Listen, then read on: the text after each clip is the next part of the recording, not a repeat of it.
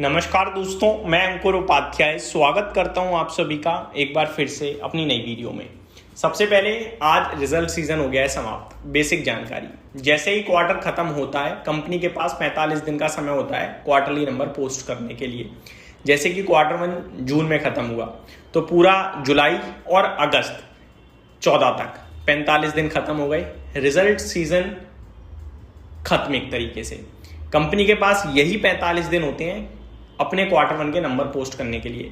जब क्वार्टर 2 खत्म होगा अगेन 45 दिन होंगे, अपने नतीजे पोस्ट करो। 45 दिन के बाद पोस्ट करते हो तो एक तरीके से आप रूल्स को ब्रेक कर रहे हो। पेनल्टी तो नहीं लगती होगी लेकिन डेफिनेटली जवाब जरूर देना पड़ता होगा लेट कैसे हो रहे हैं। बाकी लेट होते नहीं है ज्यादातर कंपनीज के।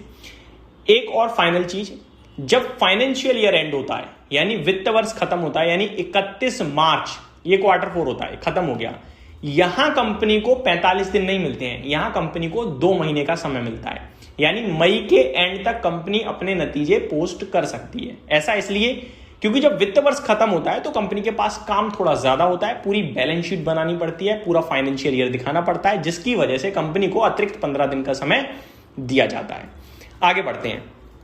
सबसे पहले आप सभी के साथ बात करूंगा 8 स्टॉक्स के बारे में और उसके बाद आप सभी के साथ बात करूंगा 5 ऐसे शेयर्स जिनको जुलाई महीने में म्यूचुअल फंड इंडस्ट्री ने दबा के खरीदा है। ठीक है, और इससे भी इंटरेस्टिंग पार्ट ये है कि ये 5 के 5 शेयर्स बिल्कुल गड्ढे में घुसे हुए हैं, यानी इतना ज्यादा टूटे हुए हैं कि पूरी तरीके से इन्वेस्टर का हिम्मत हार गया है, इन्वेस्टर पूरा दम टूट गया है।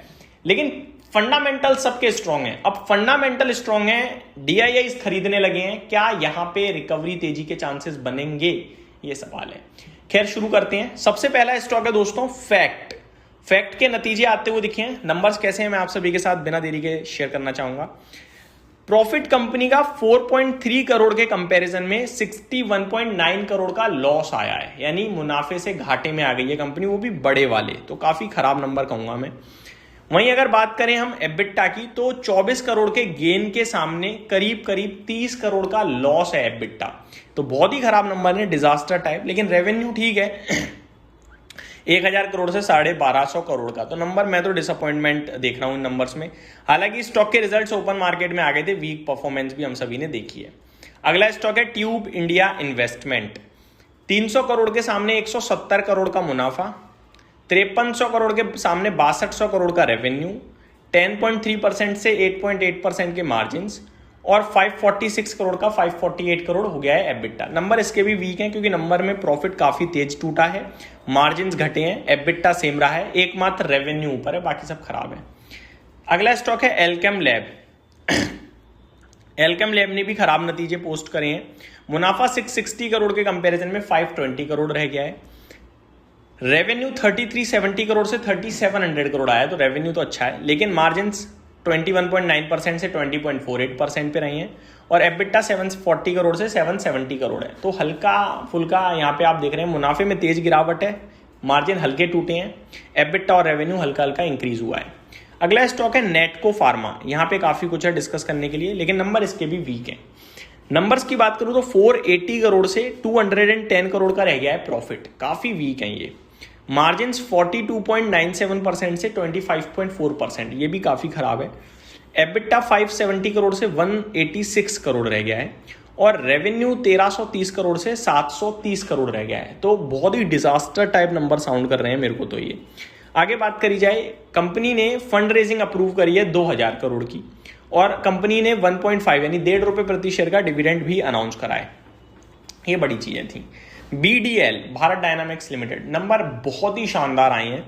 मुनाफा 18 करोड़ से 120 करोड़ का हो गया है, रेवेन्यू 250 करोड़ से 570 करोड़ पे आया है, मार्जिन 14.52% पे आए हैं जो नेगेटिव थे और एबिटा 45.4 करोड़ के घाटे के सामने 83.1 करोड़ का एबिटा पॉजिटिव आया है, बहुत ही शानदार नतीजे लगे मुझे ये। अगला स्टॉक है अशोक लेलैंड। इसके नतीजे अच्छे नहीं आए हैं। कमर्शियल व्हीकल में हमने टाटा मोटर्स के देखे थे, बहुत स्ट्रांग थे, लेकिन इसके थोड़े मतलब खराब नहीं है लेकिन अच्छे भी नहीं कहूंगा मैं। रेवेन्यू कंपनी का मुनाफा जो है 593 करोड़ के कंपैरिजन में 610 करोड़ पे आया है। रेवेन्यू 8700 करोड़ से 9600 करोड़ पे है। मार्जिन 11.41% से 10.5% है और एबिटा 970 करोड़ से 1000 करोड़ है। तो ग्रोथ कुछ खास नहीं है, मार्जिन थोड़े से घटे हैं, ये चीज बाजार को पसंद नहीं आई। अगला स्टॉक है दोस्तों कृष्णा डायग्नोस्टिक। कृष्णा डायग्नोस्टिक की बात करी जाए तो मुनाफा 20.5 करोड़ से 16.5 करोड़ का, रेवेन्यू 190 करोड़ से 235 करोड़, एबिटा 51.3 करोड़ से 58 करोड़ और मार्जिन 26.58% से 24.6%। अगर आप नोटिस करें तो आपका एबिटा बढ़कर आया है लेकिन मार्जिन में ड्रॉप है, रेवेन्यू बढ़कर आया है लेकिन मुनाफे में ड्रॉप है। नंबर्स वैसे कुछ खास नहीं थे लेकिन शेयर 3% ऊपर गया है। Last but not the least Amber Enterprises. Numbers की बात करें अगर आप यहाँ पे तो प्रॉफिट बिफोर टैक्स देखना पड़ेगा क्योंकि एक्सेप्शनल आइटम है। 161 करोड़ से 166 करोड़ पे आया है, रेवेन्यू 3450 करोड़ से 3900 करोड़ पे है, मार्जिन 7.44% से 8% पे है और एबिटा 257 करोड़ से 310 करोड़ पे आता हुआ दिखा है। तो ठीक ठीक नंबर बोलूंगा मैं यहाँ पे।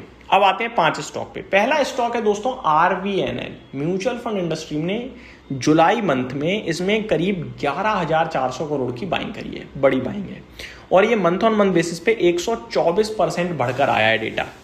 दूसरा स्टॉक है दोस्तों कोचिन शिपयार्ड। जुलाई में लगभग 3750 करोड़ की बाइंग करी है, मंथ ऑन मंथ बेसिस पे 45.7% ज्यादा है ये। तीसरा स्टॉक है पतंजलि फूड्स, लगभग 2010 करोड़ की बाइंग करी है जो कि मंथ ऑन मंथ बेसिस पे 39.2% ज्यादा है। चौथा स्टॉक है बायोकॉन, लगभग 3330 करोड़ की बाइंग करी है और मंथ ऑन मंथ बेसिस पे 30.9% ज्यादा है। पांचवा स्टॉक है टाटा एलेक्साई, करीब 2110 करोड़ की बाइंग करी है, मंथ ऑन मंथ बेसिस पे 26.3% ज्यादा है। ये पांचों स्टॉक्स बहुत बुरी तरीके से पिटे हुए हैं लेकिन अब यहाँ पे खबर अच्छी लग रही है ये और डायरेक्ट बाइंग की है, ये सबसे बढ़िया बात है। यही समाप्त करता हूँ इस वीडियो को। उम्मीद करता हूँ डिटेल्स पसंद आई होंगी। Thank you so much for watching this video. Have a great day guys.